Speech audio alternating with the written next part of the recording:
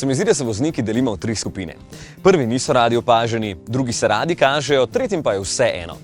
Kaj pa, ko nekdo želi biti opažen, pa na računu manjka samo tistih 100 000 evrov za en hud avto? Danes zato znamke že med dodatno opremo ponujajo posebne dodatke, ki niso preveč dragi. Naprimer, posebna mat barva prenovljenega Peugeota 208. Vem, da je posebna, ker me je na ulici marsikdo vprašal, kje jo je mogoče naročiti. Po teksturi je groba, zato dobiš občutek, da lahko po njej pišeš s kredo in kar je najboljše, umazanija se na njej ne pozna preveč. 600 evrov stane in jaz bi jo gotovo izbral. Posodobitev pa ni prinesla samo novih barv, pač pa drugačna odbijača, LED dnevne luči spredaj, zatemnjene luči zadaj in boljše materiale v notranjosti.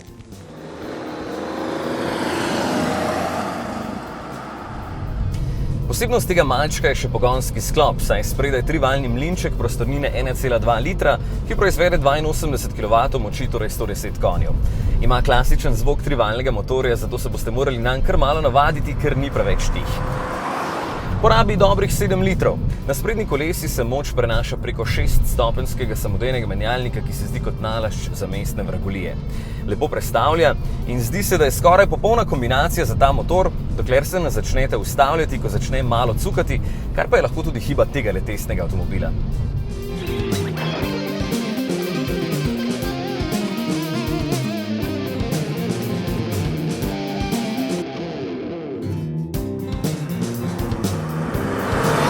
Tudi sicer se Peugeot 208 pelje zanesljivo, s kar dobrim občutkom na majhnem volanu.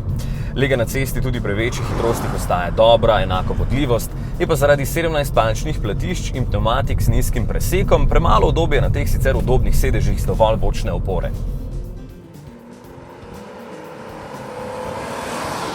Takšen 208 že nadaleč kriči po tem, da želi biti opažen in ni bojazni, da ne boste, čeprav vas bo vse torej po ceniku stalo kar 20 500 evrov.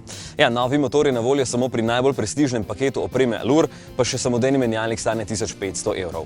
Je pa vsaj tale barva na voljo pri vseh paketih opreme, razen pri vstopnem.